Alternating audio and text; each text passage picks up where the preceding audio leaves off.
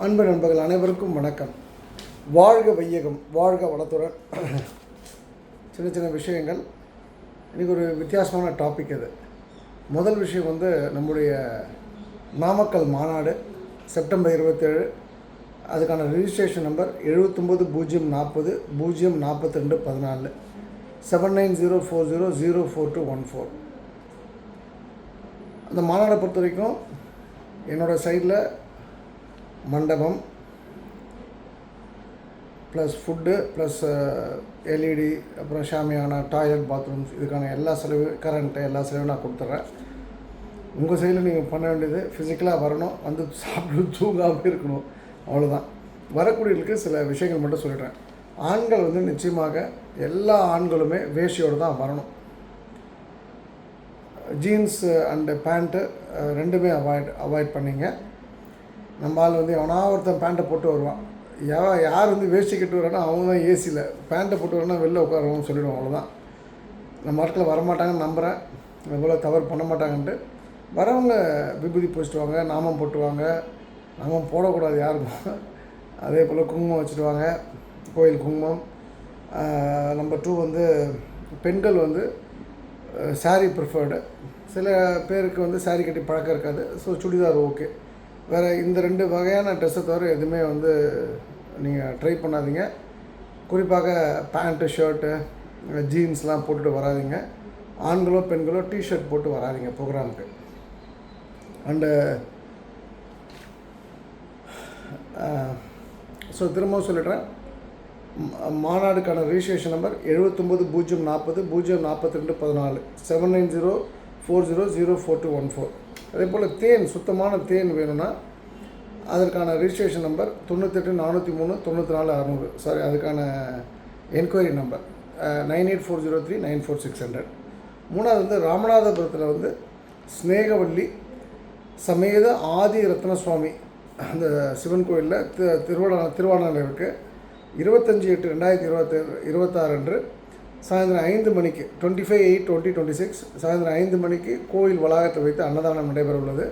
அதுக்கான contact number ஏதாவது அது சம்மந்தமாக நீங்கள் தொடர்பு கொள்ளணும்னா 95 85 78 57 88 9585 785788. இந்த அன்னதானத்தை பொறுத்த வரைக்கும் தோட்டமங்கலம் திருமதி கவிதா மற்றும் திரு கருப்பையா, திருமதி செல்வநாயகி மற்றும் திரு மணிகண்டன், எஸ்பி பட்டணம் வாலியா ஹோண்டா அப்படின்னு இருக்குது, வாவியா ஹோண்டா, அதோட அந்த நிறுவனத்தை சேர்ந்த திரு கார்த்திகேயன் அவர்கள், அவங்க குடும்பம் சேர்ந்து இதுக்கு சப்போர்ட் பண்ணுறாங்க. அவங்களுக்கு என்னுடைய மனமார்ந்த நன்றிகள். 2 விஷயங்கள். ஞாயிற்றுக்கிழமை தஞ்சாவூரில் சரியாக 11 மணிக்கு அன்னதானம் நடைபெற உள்ளது. குறைவாக பண்ணலான்னு சொல்லிவிட்டு நான் முடிவு பண்ணேன், எதுக்கு போயிட்டு அப்படின்னு சொல்லிவிட்டு. ஆனால் பயங்கர கூட்டம் இருக்கும்.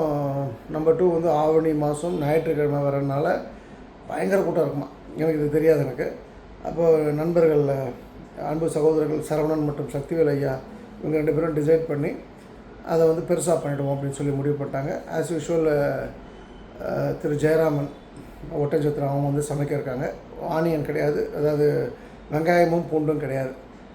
நம்பர் 2 ஒரு சமையல்கார் ஸ்பெசிஃபிக்கான சமையல்கார் பண்ணணும். பட் அவர் அன்ஃபார்ச்சுனேட்லி அவர் வேறு ஒரு ஆர்டர் புக் பண்ணிட்டாங்க. ஆர்டருக்கு புக் ஆகிட்டார் இது டிசைட் பண்ணுறதுக்கு முன்னாடி. ஸோ அவர் மேலே தவறு கிடையாது. பட் நம்ம இந்த மாதம் இந்த டைமில் போட்டு அடுத்த மாதம் வேறு டைமில் போட முடியாது. அதனால் we said will bring in our specialist குக்ஸ்லாம் அப்படின்னு சொல்லி முடிவு பண்ணி it was a call jointly taken. So வாய்ப்பு இருக்கவங்க அங்கே போங்க. எனக்கு வாய்ப்புகள் குறைவு அவங்க வருவதற்கு. ஸோ பணம் இல்லைனா கூட மேட்டர் இல்லை, போய் அன்னதானத்தை சப்போர்ட் பண்ணுங்கள். நாளைக்கு சனிக்கிழமை காலை 7 to 9 நயனாமலை அன்னதானம் முடிஞ்சால் அதுக்கும் போயிட்டு வாங்க. அண்டு இன்னொரு விஷயம், நேற்று ஒருத்தர் என்னுடைய பழைய நம்பருக்கு ஒரு மெசேஜ் அனுப்புகிறார். அந்த நம்பர் நான் யூஸ் பண்ணுறதில்ல இப்போ.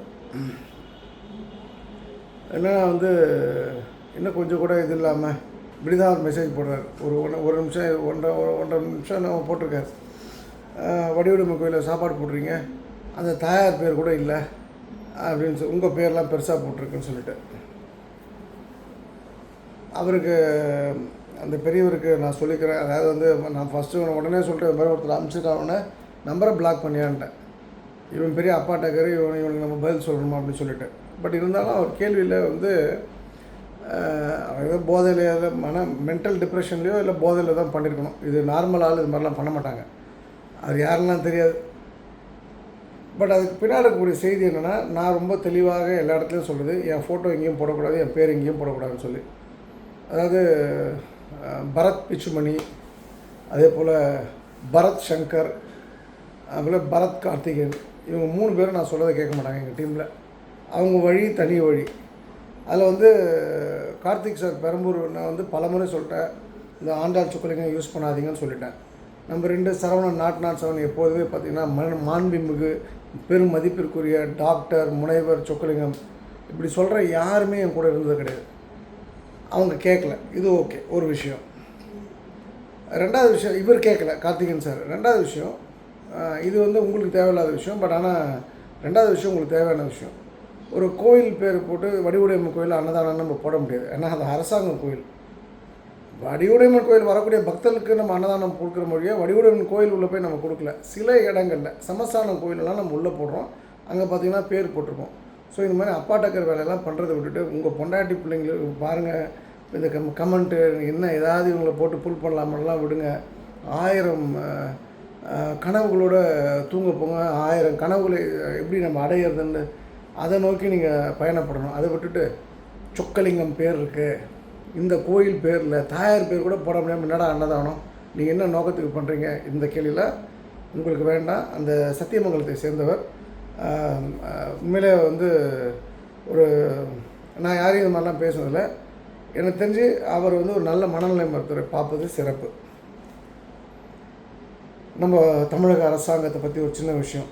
ஜாஸ் அலுகாஸ் வந்து அட்வர்டைஸ்மெண்ட்டில் வந்து நம்முடைய ஜோசப் விஜய் முதல்வர் அவர்கள் நடிச்சிருந்தார்.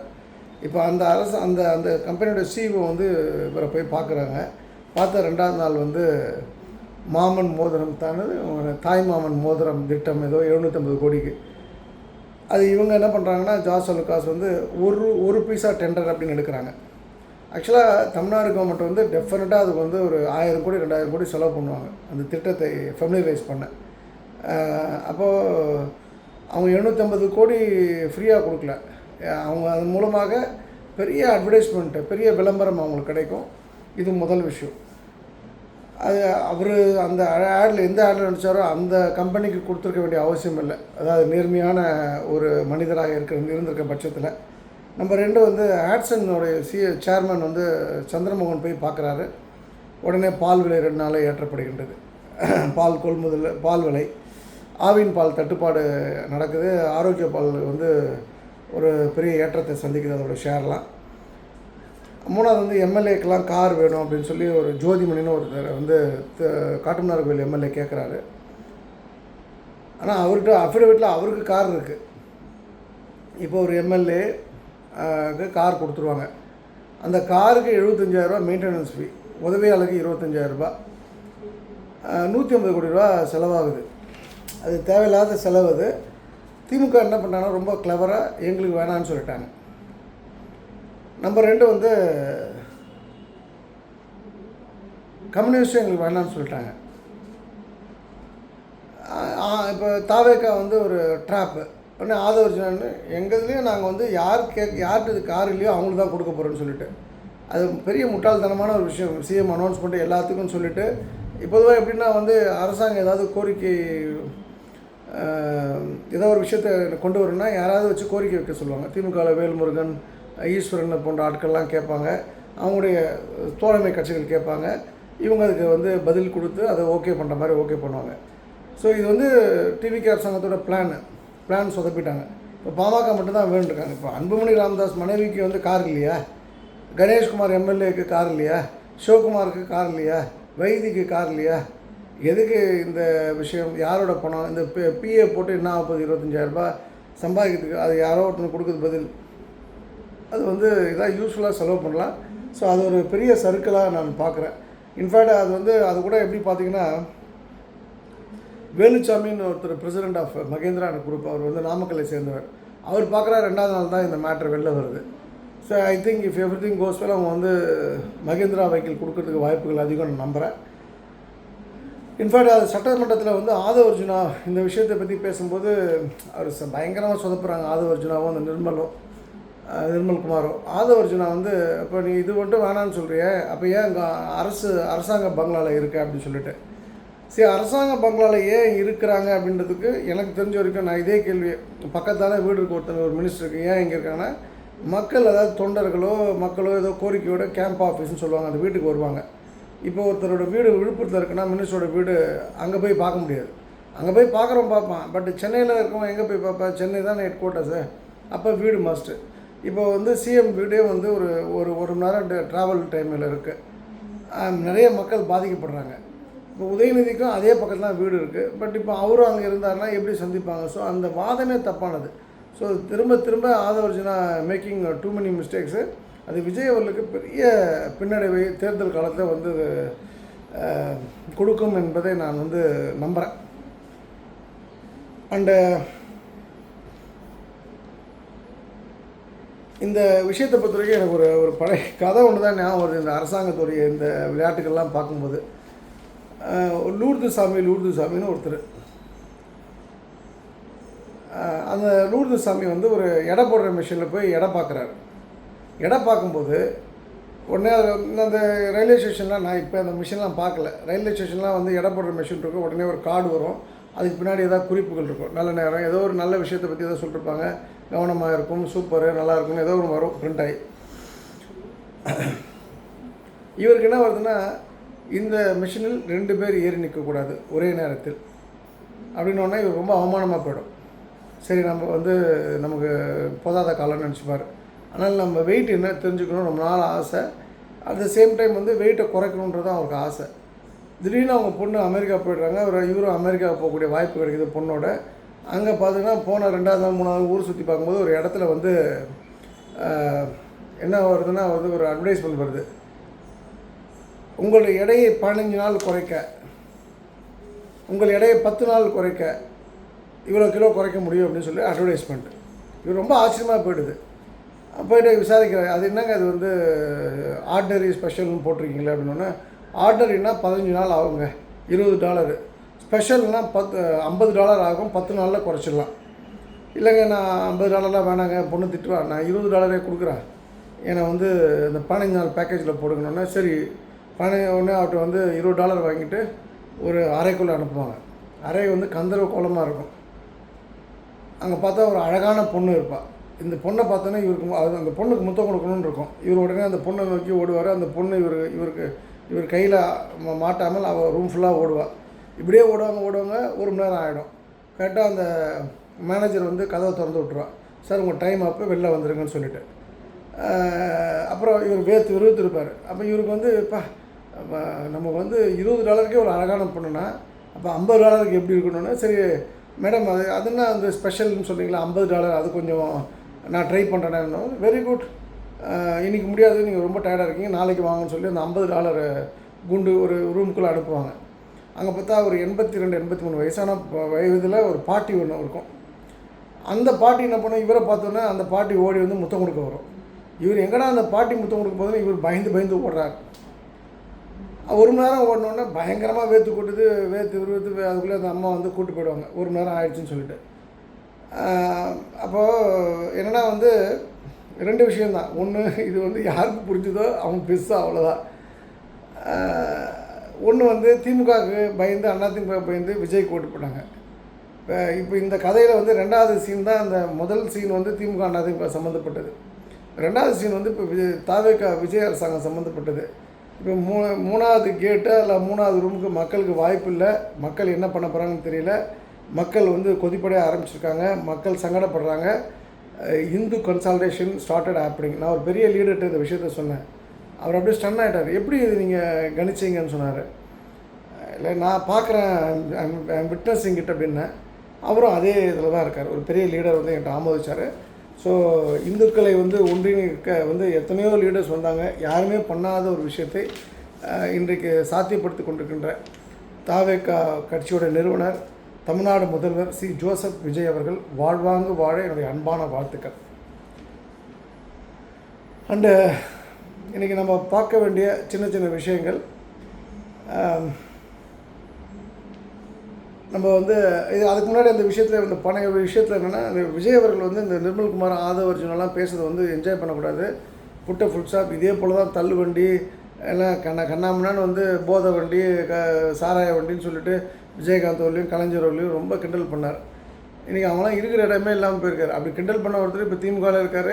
அப்படி கிண்டல் பண்ண ஒருத்தர் வந்து இப்போ தாவேக்காவுக்கு போயிட்டார். இப்போ ஸோ அவங்க நடுவில் வந்து திமுக காலையில் 2 பேரும் விழுந்து கிடந்ததுன்றது உண்மை. ஒருத்தர் திமுகவில் இருக்கார். ஸோ அதுபோல் இது மாதிரி மட்டமான விமர்சனங்கள் வந்து இவங்க வைக்கிறத வந்து சிஎம் தடுக்கணும். அதுவும் வந்து புஷி ஆனந்த் அவர்கள்லாம் வந்து ஒரு பெரிய கதையை காலாட்சேபம் பண்ணார். சிஎம் இல்லாததுனால இவர் அடித்து விட்டார். என்ன அதாவது பொதுக்கூட்டத்திலையும் பொதுக்குழுலையும் பேச வேண்டிய விஷயத்த சட்டமன்றத்தில் உட்காந்து பேசியிருக்காரு. என் கட்சிக்கு அவர் வந்தார், இவர் வந்தார், அவர் இப்படி இருந்தார், இவர் இப்படி இருந்தார்ன்ட்டு. இதெல்லாம் வன்மையாக கண்டிக்கத்தக்கது. இந்த அரசாங்கம் வந்து திரும்ப திரும்ப தவறுகளை பண்ணி கொண்டிருக்கிறார்கள்.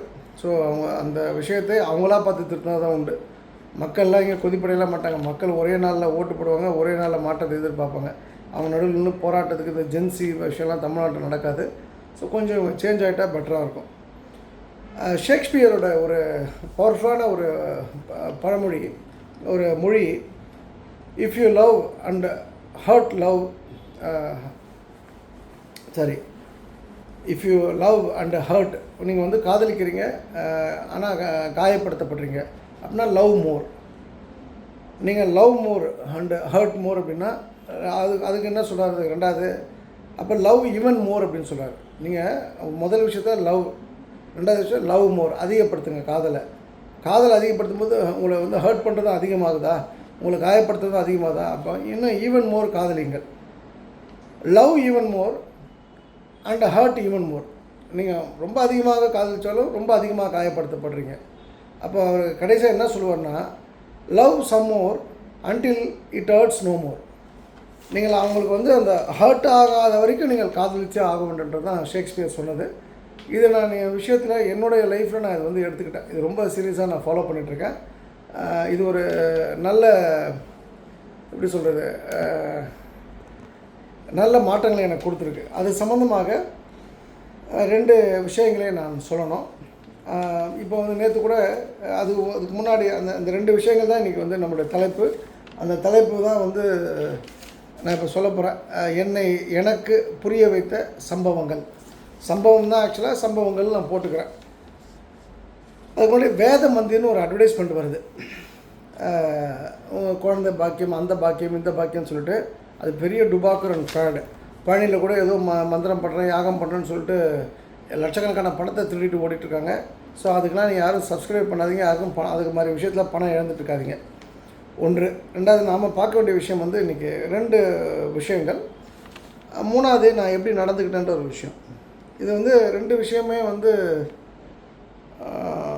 2 விஷயமே நான் சொல்லியிருக்கேன். பட் இருந்தாலும் சொல்ல வேண்டிய கட்டாயத்தில் இருக்கிறேன். எனக்கு வந்து நான் உண்டு வேலை உண்டுன்னு இருப்பேன். இது 2021 நடந்த சம்பவம். இது உண்மையாக நடந்த சம்பவம். எனக்கு இவங்களை தெரியும் அவங்கள தெரியலாம் சொல்ல மாட்டேன். யாராவது பொதுவாக என்ன பேசுகிறாங்கன்னா, இப்போ ஏதோ ஒரு உதாரணத்துக்கு பவானின்னு ஒரு ஊர் சொல்கிறாங்கன்னு வச்சுங்களேன். உடனே இங்கே எங்கே இருக்கீங்க, இப்போ அங்கே அவங்களுக்கு தெரியுமா, எங்களுக்கு சும்மா கேஷுவலாக நீங்கள் மாதிரி நான் ஹோட்டலில் அங்கே தாங்க வருவேன், பவிஷ் பார்க்க தான் சாப்பிடுவேன், இப்படி ஏதோ ஒரு கேஷுவலாக அப்படி போய் ஒரு என்ன சொல்கிறது, ஒரு டிஸ்கஷனுக்கு வந்து ஒரு பிளாட்ஃபார்மை ரெடி பண்ணுறதுக்கு அது போல் பண்ணுவேன். அதுக்கு மேலே நோ மோர் டிஸ்கஷன்ஸு. எனக்கு அது போல் ஒரு வாடிக்கையாளர், அவர் வந்து சோமனூரை சேர்ந்த சின்னசுவாமி. அவங்க மனைவி கோபிச்செட்டிப்பாளையத்தை சேர்ந்தவங்க. அவங்க பேர் தேவையில்லை, எதுக்கு அவங்கள போய் நம்ம எடுத்துக்கிட்டேன். இந்த சின்னசாமி அவர்கள் வந்து ஒரு தம்பி, ஒரு சகோதரி. நான் அவங்க வீட்டுக்கு போனப்போ கூட ஃபஸ்ட்டு வந்து சேரை மாற்றுங்கன்னு சொன்னேன். இந்த சேர் இருந்தாலும் வீடு வழங்காதுன்னு சொல்லிட்டு. அவர் ஆயில் பிஸ்னஸ் பண்ணிட்டுருக்காரு அந்த ஏரியாவில். ஆயிலில் அந்த செக் எண்ணெய் ஏதோ சம்திங் செல்லிங். நல்ல மனிதர். எனக்கு வந்து ஊட்டி குன்னூரை சேர்ந்த ஒரு நல்ல ஒரு அரசியல் பின்புலம் உள்ள ஒரு பெரிய ஃபேமிலி தான் அவரை இன்ட்ரடியூஸ் பண்ணாங்க. நல்லா எனக்கு அவர் மேலே பர்சனலாக எந்த வருத்தமும் கோபமும் கிடையாது. நான் இருந்தது வேறு.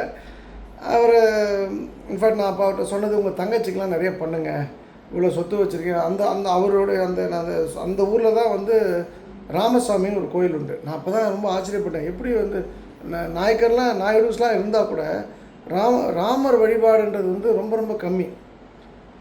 ஒரு கிட்டத்தட்ட ஒரு 200 கோயிலுக்குள்ளே தான் அந்த ராமர் கோயில் அப்படின்ற ஒரு விஷயங்கள். பஜனை மடங்கள் இருக்கக்கூடிய ராமர் நான் சொல்லலை. பெரிய பிரசித்தி பெற்ற கோயில்கள். அது இப்போ கூட ஒரு 3000 ஒரு புக்கு ஒன்று, 15,000 ஒரு புக்கு ஒன்று வாங்கி அதுக்கு டேட்டாலாம் எடுத்துருந்தேன். அது இந்த செம்மொழி ஆராய்ச்சி நிறுவனத்தில் அந்த புக் இருக்குது.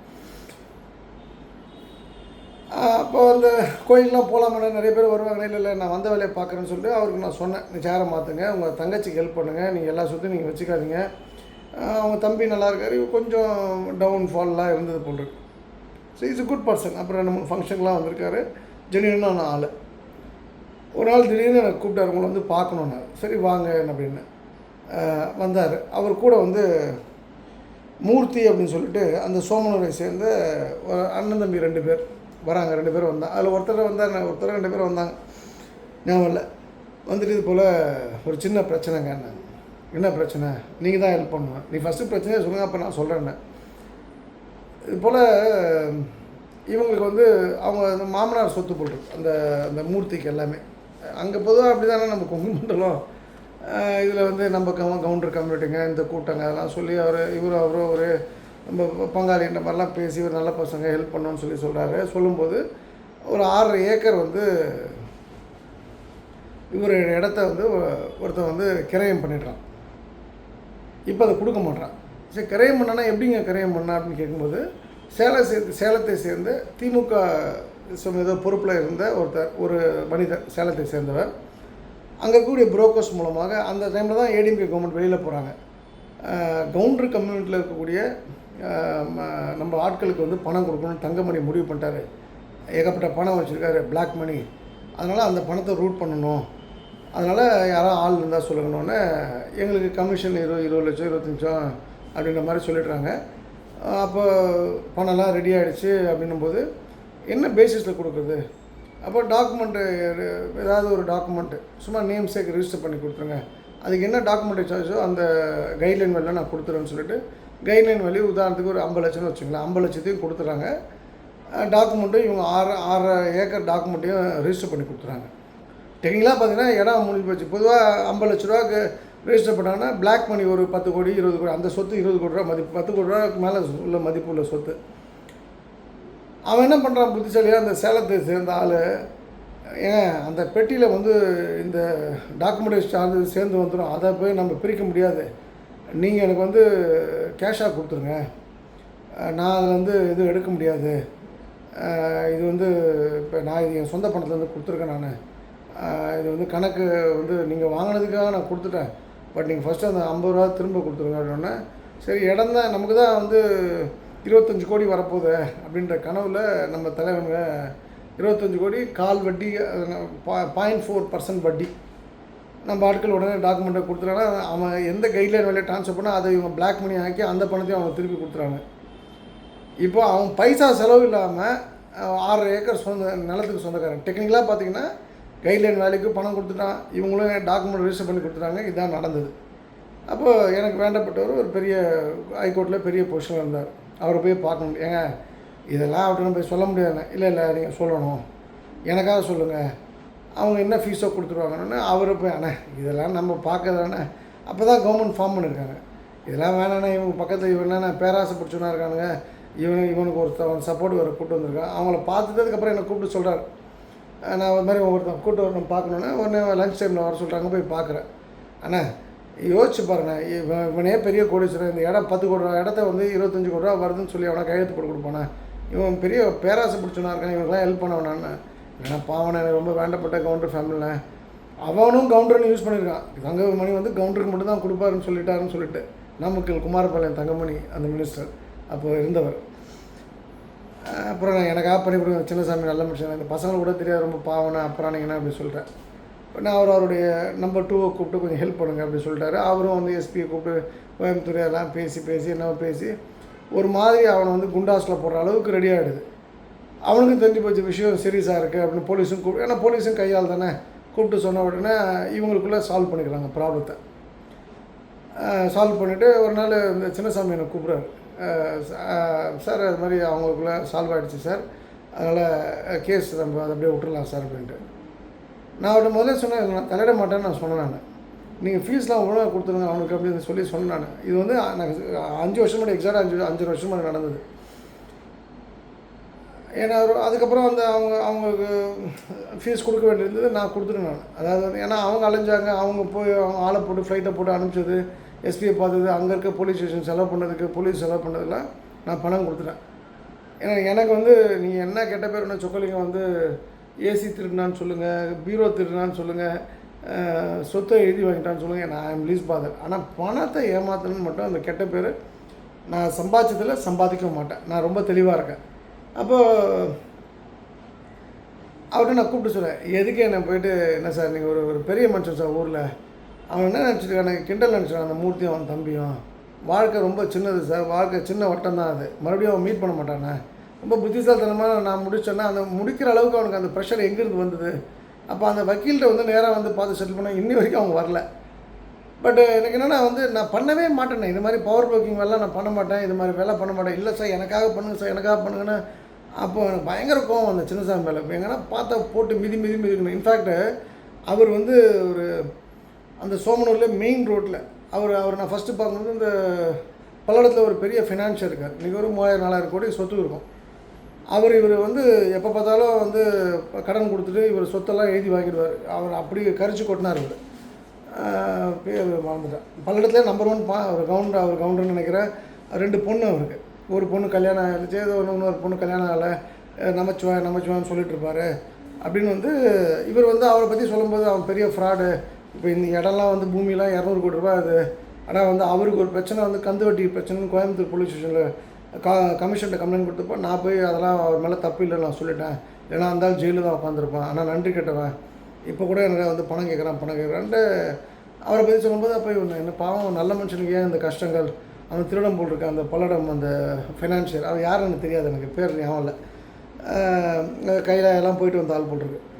அப்போ அவன் வந்து அந்த ஆள் வந்து ரொம்ப அவன் பொண்ணுலாம் லேட்டாக கல்யாணம் ஆகிடுச்சு, அவன் பண்ண பாவத்துக்கு தான் போட்டிருக்கு அப்படின்னு சொல்லிட்டு நான் அவனை திட்டிகிட்டு இருந்தேன் அந்த இந்த ஆளுக்காக. ஆனால் அன்ஃபார்ச்சுனேட்லி இந்த பிரச்சனை நடந்த மாதிரி தான் தெரியுது, அவன் எல்லாரும் வந்து கடவுள் வந்து எல்லாருக்கும் வந்து அந்த என்ன எதை கொடுக்கணுமோ அதை கரெக்டாக கொடுத்துருக்காருன்றது தான். அப்போ இந்த இந்த இந்த இந்த ஆளோட அயோக்கியத்தனத்துக்கான வந்து அந்த ஆள் வந்து பனிஷ்மெண்ட் கொடுத்துருக்காரு. இவருக்கு வட்டிக்கு வாங்குறாரு, வட்டியை கொடுக்கணும், அசலும் கொடுக்கணும், வட்டியும் கொடுக்கணும், அதான ரூலு.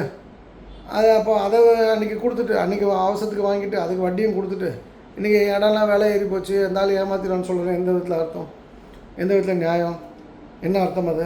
அப்போது நான் புரிஞ்சுக்கிட்டது என்னென்னா, இப்போ இந்த விஷயத்தில் இதோட கேஸ் முடிஞ்சு போச்சு. நான் வந்து ரொம்ப மனசில் ரொம்ப உண்டாயிட்டேன். ஆனால் டெஃபினட்டாக தெரியும் இவனுங்க வந்து இப்போ இந்த மாதிரி டெக்னிக்கலாக ஏமாந்துருக்கானுங்க. ஆனால் இந்த 3 பேரும் இந்த மூர்த்தி அந்த சின்னசாமி 3 பேரும், சின்னசாமி மூர்த்தி சகோதரர், ஏதோ ஒரு இடத்துல ஒரு 50 கோடி 100 கோடி இல்லைனா ஏதாவது ஒரு ஆப்ரேஷன், ஒரு யாருக்குமே வராத நோய் அப்படி வந்து அந்த அந்த சங்கடத்தை பார்ப்பாங்கன்றது எனக்கு நான் அன்றைக்கே யூகிச்சிட்டேன். அது அதோட முடிஞ்சிச்சு. ஆனால் நான் என்ன அதுலேருந்து பாடம் எடுத்துக்கிட்டேன்னா, தலைகீழ்னாலும் இனிமேல் ஒரு பயலுக்கும் இது போன்ற விஷயத்தில் நம்ம தலையிடக்கூடாது.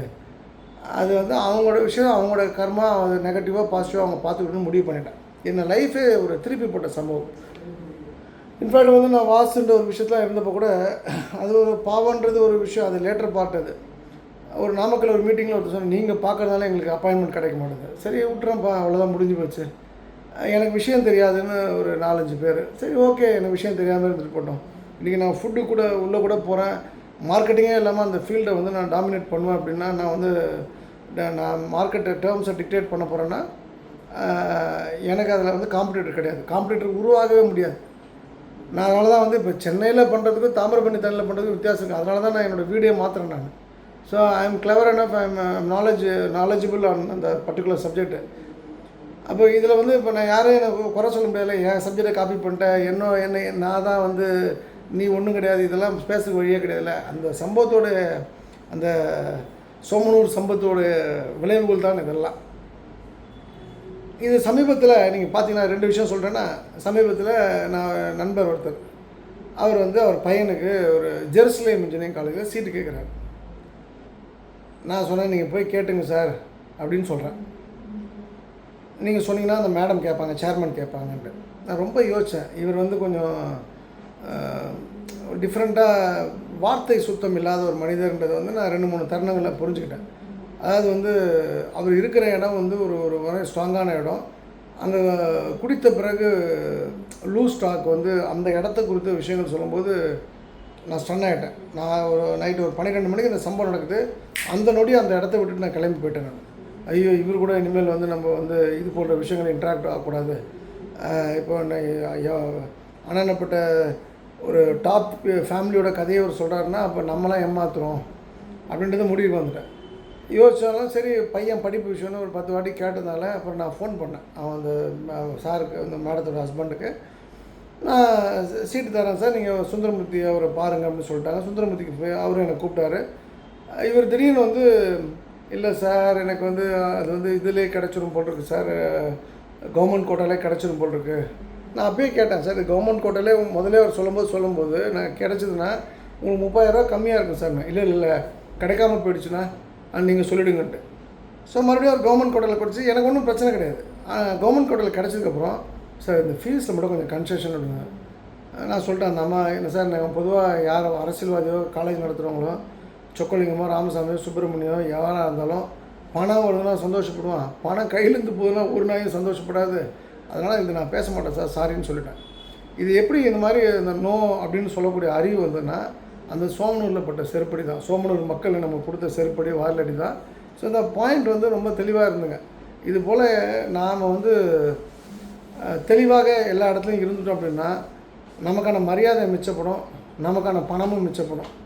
நம்ம கண்ட நாய் எவனோ கடன் கொடுக்குறான்னு சொல்லி இந்த நாய் வந்து அந்த நாய்கிட்ட பணத்தை வாங்கி இந்த நாய் வந்து அதுக்கப்புறம் நம்ம காலில் விழுந்து எதுக்கு ஒரு புரோக்கர் நாய் வந்து அப்புறம் கடைசியில் வந்து நம்ம பணம் இழந்து தான் மிச்சம், நம்ம மன வருத்தம் தான். இப்போ எனக்கு வந்து எந்த வழியும் கிடையாது. ஆனால் அந்த 3 பேர், இப்போ நான் சொல்கிறேன்னா அந்த பெயினில் நான் சொல்கிறேன், இன்றைக்கி 3 பேருமே, அந்த மூர்த்தி, அவன் தம்பி, அந்த சின்னசாமி, அந்த சோமனூர் சின்னசாமி, ஆயில் சின்னசாமி, இவங்க 3 பேருமே எனக்கு குருநாதர்.